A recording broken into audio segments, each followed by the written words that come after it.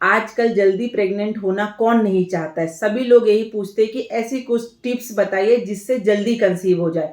आज बताने वाली हूँ वो दिन जो आपको माँ बना सकता है जल्द से जल्द। जी हाँ, मैं बात कर रही हूँ आपके ओवुलेशन डे की। उस समय आपको कितनी बार संबंध बनाना है, कब से संबंध बनाना चालू करना है और किस पोजीशन में संबंध बनाना है, वो आज पूरी डिटेल वीडियो बना रही हूँ। तो उसके लिए आपकी साइकिल का समझना बहुत ज़रूरी है कि आपकी साइकिल 26 दिन की है, 28 दिन की है, 30 दिन की है या 32 दिन की है। देखिए, बहुत सारे लोग ऐसा सोचते हैं कि पीरियड के तुरंत बाद, मतलब ऐसे बोलते हैं कि पीरियड जैसे ही खत्म हुआ वैसे ही अगर रिलेशन बनाते हैं तो प्रेगनेंसी के चांसेस ज़्यादा रहते। ऐसा नहीं है। ये सम टाइम ऐसा पॉसिबल होता है कि अगर पिछले महीने की कोई फॉलिकल बची हुई है और वो उस समय रप्चर हो जा रही है, तब कंसेप्शन होने की संभावनाएं रहती है। आइडियली ऐसा नहीं होता है। आइडियली जो आपका ओवुलेशन है, सपोज करिए कि आपका ओवुलेशन 14वें दिन हो रहा है, तो आप अगर 12वें दिन, 13वें दिन, 14वें दिन और 15वें दिन रिलेशन बनाएंगे तब आपके कंसेप्शन के चांसेस ज़्यादा रहेंगे। और अगर आपका जो ओवुलेशन है वो 12वें दिन हो रहा है तो आपको 10वें दिन, 11वें दिन, 12वें दिन और 13वें दिन रिलेशन बनाना है ताकि आपका कंसेप्शन जल्दी होगा। और अगर आपका ओवुलेशन लेट होता है, मतलब 18वें दिन हो रहा है, तो आपको क्या करना है, 16वें दिन, 17वें दिन, 18वें दिन और 19वें दिन आपको रिलेशन बनाना है। ऐसा क्यों बता रही हूं मैं? क्योंकि जो स्त्री बीज है वो आपकी वजाइनल ट्रैक या यूट्रस में सिर्फ 24 घंटे ही जीवित रह सकता है और जो पुरुष के शुक्राणु हैं वो 4 दिन तक आपके वजाइनल ट्रैक में जिंदा रहते हैं। तो अगर ओवुलेशन 14वें दिन हुआ और आपने 12वें 13वें दिन किसी भी दिन रिलेशन बनाया या 14वें दिन भी रिलेशन बनाया तो वहां पे स्त्री बीज को शुक्राणु मिल जाएगा और वो एग को फर्टिलाइज कर देगा और आपका कंसेप्शन के चांसेस बढ़ जाएंगे। लेकिन अगर आपने वो दिन मिस कर दिए तो आपको प्रेगनेंसी की संभावनाएं कम हो जाएंगी। तो अब आप बोलेंगे कि मैम हमें कैसे पता चलेगा कि भाई ओवुलेशन किस दिन हो रहा है?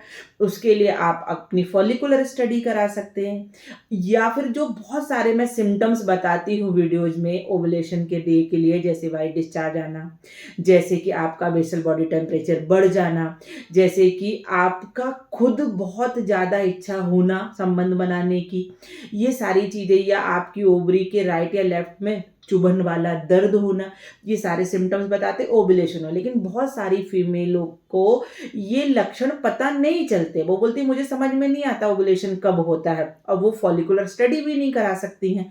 तो अब आपको एक थंब रूल अपनाना है।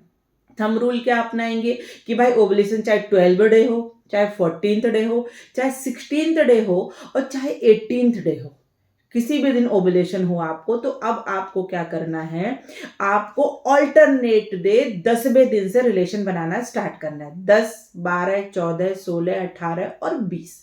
तो डिलेड ओवुलेशन भी इसमें कवर हो गया और जिनका पहले ओवुलेशन होता है वो भी कवर हो गया। तो इस तरह क्या होगा, इस तरह आपके मेल पार्टनर के शुक्राणुओं का नंबर भी अच्छा बना रहेगा, उसकी मोटिलिटी भी अच्छी बनी रहेगी और आप आपके कंसेप्शन के चांसेस भी मिस नहीं करोगे। तो सबसे पहला ये रूल आपने अपना लिया। उसके बाद अब आप पूछते हैं कि कितनी बार संबंध बनाना चाहिए मैम, सुबह, शाम, दोपहर, रात, कितनी बार संबंध बनाना चाहिए? ऐसा बिल्कुल भी नहीं है। अगर आप इन दिनों में एक बार भी संबंध बनाते हैं तो आप कंसीव होने की संभावनाएं पूरी पूरी रहती हैं। उसके साथ अब आप पूछते हैं किस पोजीशन में संबंध बनाना चाहिए मैम, क्योंकि हमें तो पोजीशन पता नहीं, क्या पता उसकी वजह से कोई गलती तो नहीं हो रही है। देखिए, यहाँ पे आयुर्वेद ऐसे बोलता है कि आपको मिशनरी पोजीशन में, जिसमें महिला पार्टनर नीचे रहे, पुरुष पार्टनर ऊपर रहे, ऐसे पोजीशन में आपको संबंध बनाना चाहिए। उसके फायदे भी बता रही हूँ आपको, क्योंकि उस पोजीशन में जो सर्विक्स है उसमें जो पुरुष पार्टनर है उनका पेनिट्रेशन बहुत अच्छा रहता है, सर्विक्स बहुत पास में रहती है, वहां पे शुक्राणु हाई इन वेजाइना में डिपॉजिट होते हैं और आयुर्वेद के हिसाब से उस पोजीशन में वात, पित्त, कफ तीनों साम्यावस्था में रहते। सबसे बड़ी बात यह है, तो हमारे बॉडी में जब साम्यावस्था रहेगी तो गर्भ धारणा के लिए अप्रोप्रिएट पोजीशन है ये। तो उस पोजीशन में आपको संबंध बनाना है, एक बार बनाना है, डेज बता दिए, ऑल्टरनेट डे, पोजीशन बता दी, अब आप पूछते कि समय कितना रहना चाहिए? देखिए समय वेरी करता है, हर किसी की अलग-अलग समय रहता है, लेकिन संबंध बनाने के लिए आपको 2 से 3 मिनट का समय तो मिनिमम लगना चाहिए। प्रीमैच्योर इजैकुलेशन नहीं होना चाहिए, सही से डिपॉज़िट करना है। फिर आप बोलते कि कितनी देर लेटे रहना चाहिए मैम? क्या हमें पैर दीवार पे कर लेने चाहिए?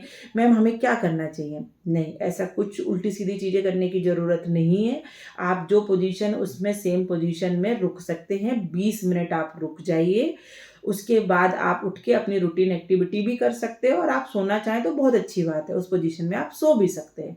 क्योंकि 20 मिनट में जो भी शुक्राणु जाने होते हैं, वो अंदर चले जाते हैं और कोई दिक्कत नहीं होती। फिर आप लोगों का एक क्वेश्चन और होता है कि मैम सारा पानी बाहर आ गया था, कुछ अंदर गया ही नहीं, फिर प्रेगनेंसी कैसे होगी? तो यहाँ पे भी मैं आपको बताना चाहूँगी कि आप गलत हैं, पानी बाहर नहीं आता है। क्या होता है जो सेमेन डिपॉज़िट होता है वो विस्कस थिक फॉर्म में रहता है, मोटा गाढ़ा रहता है। फिर 20 से 25 मिनट में क्या होता है वो लिक्विफिकेशन हो जाता है, पतला हो जाता है। और शुक्राणु तो जो जाने थे वो सारे यहाँ पे चले गए, सर्विक्स के मुंह पे जाके चिपक गए और जो सेमेन में दूसरे जो चीजें थी वो पतली फॉर्म में बाहर आ जाती हैं और आप कंफ्यूज हो जाते कि सब कुछ तो बाहर आ गया। तो ऐसा बिल्कुल भी नहीं है। तो सारी चीजें मैंने पूरी डिस्कस कर ली हैं, अब किसी तरह का कोई कंफ्यूजन नहीं चाहिए। अगर लगे तो फिर से पेन पेपर उठा के लाओ, वीडियो को फिर से पूरा देखो, सारी चीजें नोट डाउन करो और नेक्स्ट किस टॉपिक में वीडियो चाह रहे हैं वो बिल्कुल बताइए। वीडियो अच्छा लगा होगा तो लाइक एंड शेयर करिए, चैनल को सब्सक्राइब करिए। आपका सपोर्ट हमारे लिए बहुत ज़रूरी है। बस बने रहिए हमारे साथ। फिर से कहूँगी, नारी होना निराश करो मन को, आयुर्वेद से संभव है, मातृत्व आपका।